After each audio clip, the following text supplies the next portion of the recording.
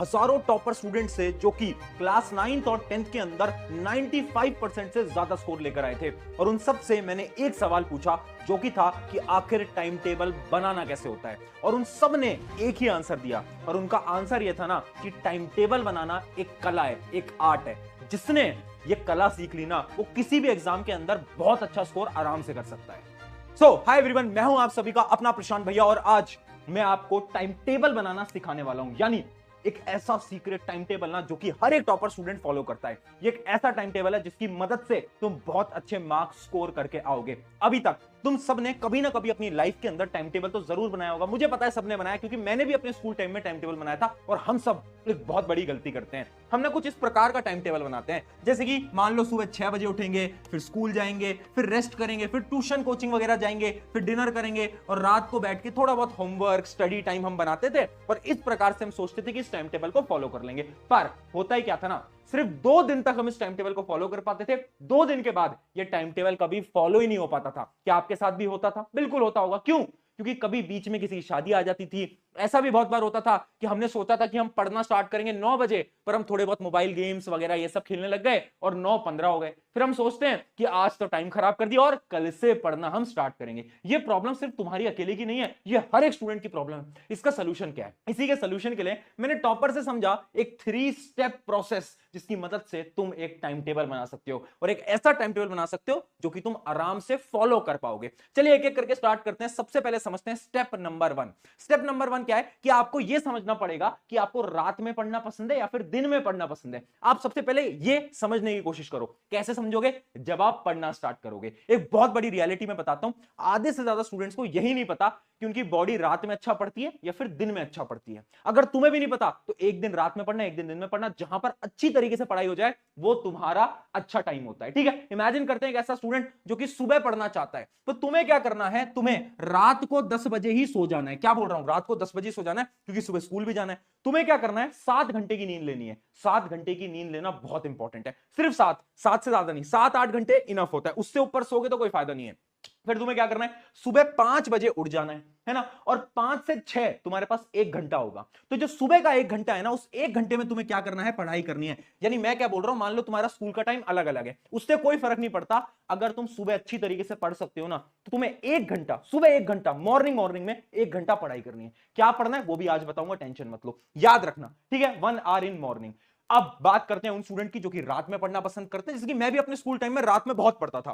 तो मैं अब आपको बताता हूं आपको क्या करना है। आपको रात को 12 बजे सोने जाना है। ठीक है, और आपको पढ़ाई कब करनी है? आपको 10 बजे के आसपास पढ़ाई करना स्टार्ट करना है। ठीक है, 10 से 11 आपको भी 1 घंटा तो निकालना ही निकालना है। अब मैं तुमको क्या बोल रहा हूं, कितने घंटे पढ़ना चाहिए, ये तुम्हारे मन में सवाल आ रहा होगा ना। मैं तुम्हें एग्जैक्ट टाइम बता रहा हूं। अगर तुम 9th या 10th के अंदर हो, तुम स्कूल जाते हो, ट्यूशन जाते हो, उन सारी चीजों को अलग कर दो, वो पढ़ाई नहीं है, वहां तो तुम चीजें सीख रहे हो। मैं सेल्फ स्टडी की बात कर रहा हूं। तुम अगर हर रोज सिर्फ 2 घंटे सेल्फ स्टडी कर ले, तो सिर्फ 2 घंटे तुम 95% बहुत आसानी से ले आओगे। मुझे पता है सुनकर शौक लग रहा है, और तुम बोलोगे कि भैया ऐसे थोड़ी ना होता है, बच्चे तो इतनी इतनी मेहनत करते हैं, हमारे दोस्त इतनी मेहनत से पढ़ाई करते हैं, सिर्फ 2 घंटे। हाँ, सिर्फ 2 घंटे कैसे निकालोगे? तुम्हें भी 2 घंटे पढ़ने, तुम्हें भी 2 घंटे करने हैं। सबसे पहले तो एक बार वादा कर दो कमेंट सेक्शन के अंदर, यस आई प्रॉमिस, यानी एक वादा कर दो फटाफट से कमेंट करके कि हाँ तुम 2 घंटे मुझे हर रोज देने वाले हो। अब क्या करोगे तुम कि 1 घंटे तो तुम सुबह पढ़ लोगे, मॉर्निंग वालों के लिए बता रहा हूं। 1 घंटे सुबह पढ़ लिया। अब जो बचा हुआ 1 घंटा है वो तुम्हें क्या करना है? जब भी तुम्हें दिन में टाइम मिलता है, यानी दोपहर में टाइम मिलता है, शाम को टाइम मिलता है, आफ्टर डिनर टाइम मिलता है, तुम्हें जब भी तुम्हें 1 घंटा मिलता है, उस समय पर तुम्हें 1 घंटे और पढ़ाई कर लेनी है। सिमिलरली जो नाइट वाले हैं, जो रात को पढ़ते हैं, 1 घंटा तो तुम्हें बता ही दिया मैंने, और 1 घंटा और निकाल लो, शाम को निकाल लो या फिर रात को निकाल लो। अगर तुम 12 बजे सोते हो तो 1 घंटा तुम्हें 11 से 12 में मिल जाएगा, ऐसे। यानी तुम दोनों को ही 2-2 घंटे निकालने हैं हर रोज। ठीक है, क्लियर है? इतनी थोड़ी ना होते हैं। अब देखो, ये तो स्टेप नंबर 1 था। अब हमें पता चल गया डेली 2 घंटे पढ़ना है, रात को पढ़ना है, दिन को पढ़ना है, वो भी क्लियर हो गया। पर अब पढ़ना कैसे है? तो देखो, 2 टाइप की चीजें होती हैं। एक होता है प्रोडक्टिव टाइम और एक होता है नॉन प्रोडक्टिव टाइम। यानी दिन का वो वाला समय जब आप बहुत ज्यादा प्रोडक्टिव होते हो। जैसे कि जो मॉर्निंग वाले बच्चे हैं जो कि सुबह जल्दी उठते हैं, उनके लिए वो जो 1 घंटा होता है ना सुबह का, वो बड़ा ही शानदार 1 घंटा होता है, उसमें वो बहुत अच्छी चीजें पढ़ सकते हैं, है ना। और एक अनप्रोडक्टिव टाइम होता है मोस्टली स्टूडेंट के लिए, वो जो रात वाला टाइम होता है ना, रात वाला वो थोड़ा अनप्रोडक्टिव होता है, क्योंकि हमें नींद आ रही होती है। अब तुम्हें क्या करना है? मैंने तुमसे कितने घंटे मांगे? मैंने तुमसे सिर्फ और सिर्फ 2 घंटे मांगे, है ना। अब तुम्हें क्या करना है? 1 घंटे तो तुम्हें स्टडी करनी है। ठीक है भाई, 1 घंटे तो तुम्हें स्टडी करनी है। क्या स्टडी करना है? अपने वीक टॉपिक्स को स्टडी करना है, या फिर जो भी तुम्हें पढ़ना है वो तुम्हें इस 1 घंटे में पढ़ना है। अब जो बचा हुआ 1 घंटा है उसमें तुम क्या करोगे? उस बचे हुए 1 घंटे के अंदर स्कूल के अंदर होमवर्क मिलते होंगे, असाइनमेंट मिलते होंगे, प्रोजेक्ट मिलते होंगे, मिलते हैं ना? देखो एक ट्रिक बताता हूं, ट्राई करो जितने ज्यादा असाइनमेंट तुम स्कूल के अंदर खत्म कर पाओ उतना ज्यादा आपके लिए बेनिफिशियल होगा। पर फिर भी अगर कोई होमवर्क असाइनमेंट बच जाता है तो आपको क्या करना है, ये जो हमने 1 घंटा बचा रखा था इस 1 घंटे के अंदर आपको क्या करना है, वो असाइनमेंट वगैरह करने हैं। याद रखना ये जो 1 घंटा है ये रात को सोने से पहले होना चाहिए। ये थोड़ा अनप्रोडक्टिव टाइम है क्योंकि होमवर्क तो हम नींद में भी कर सकते हैं ना, उसमें दिमाग तो लगाना नहीं है। ठीक है, बस 2 घंटे मांगा है, इस 2 घंटे से आपकी सारी प्रॉब्लम खत्म हो जाएंगी। अब स्टेप नंबर 3 देखते हैं। स्टेप नंबर 3 है सेट टारगेट डेली। अब तुम्हारे मन में सवाल आ रहा होगा, भैया पढ़ना क्या है? आपने बता दिया कैसे पढ़ना है, पर पढ़ना क्या है ये तो बताओ। तो देखो एक प्रोसेस को फॉलो करना, और पता है खुद से ना आज वादा कर लो, अगर वादा नहीं करोगे ना तो ये चीज कभी फॉलो नहीं हो पाएगी।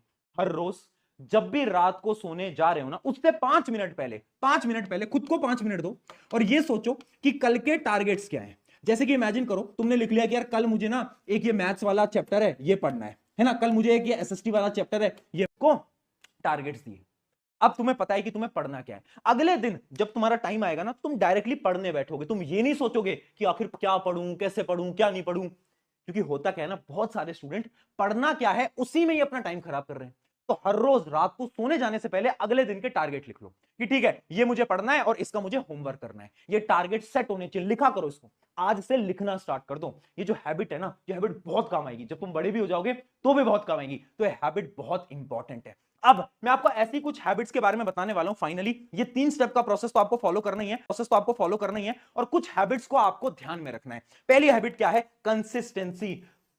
देखो यार, अगर तुमने ये 2 दिन फॉलो करा, 10 दिन फॉलो करा, कोई फायदा नहीं है। 2 घंटे आपको हर रोज पढ़ना है और जितना भी समय आपके पेपर में तब तक करना है। करने को तैयार हो?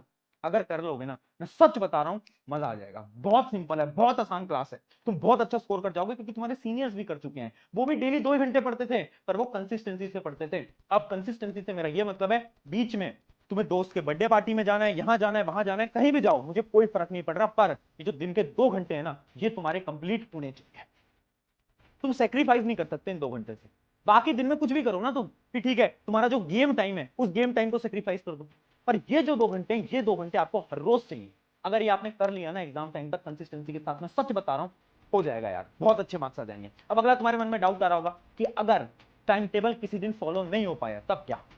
देखो मुझे पता है जब टाइम टेबल फॉलो नहीं होता तो थोड़ी सी डीमोटिवेशन आती है, पर आपको घबराना नहीं है, आपको डरना नहीं है, और खुद से हर बार ये बोलना है कि कोई बात नहीं, आज फॉलो नहीं हुआ कल फॉलो करूंगा, कल फॉलो करूंगा, ये खुद से बोलना पड़ेगा आपको। ठीक है, तो ये क्या था आपका पहला हैबिट। अब बढ़ते हैं दूसरी हैबिट की तरफ जो कि है मोर सेल्फ स्टडी।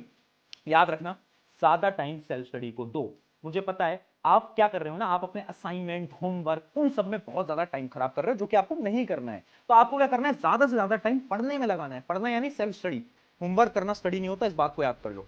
ठीक है, सेल्फ स्टडी पे ज्यादा टाइम लगाओ। उसके अलावा फोकस ऑन वीक पॉइंट्स, यानी कुछ ऐसे पॉइंट्स जो कि तुम्हारे वीक हैं, कुछ ऐसे टॉपिक्स जो कि तुम्हारे वीक हैं, कुछ ऐसे सब्जेक्ट जो कि तुम्हारे वीक हैं। जैसे कि मान लो मेरा मैथ वीक है तो क्या होगा ना, मुझे मैथ्स पे ज्यादा टाइम लगाना पड़ेगा। अगर तुम मैथ से भागोगे ना तो कभी भी अच्छी परसेंटेज नहीं ला पाओगे। तुम्हें अपने वीक पॉइंट्स पे ज्यादा फोकस करना ही पड़ेगा। ठीक है, तो ये आपके 3 स्टेप थे और ये आपकी हैबिट्स थी जो कि आपको फॉलो करना है। अगर ये कर ली ना दोस्त तो मजा आ जाएगा। आई नो कि आप बहुत बेहतरीन स्कोर लाने वाले हो इस क्लास के अंदर, 9th और 10th के अंदर। मुझे तुम पे विश्वास है और तुम्हारे प्रशांत भैया तेरे साथ खड़े हैं। जब जब प्रॉब्लम आएगी मैं तेरे साथ हूं, तो टेंशन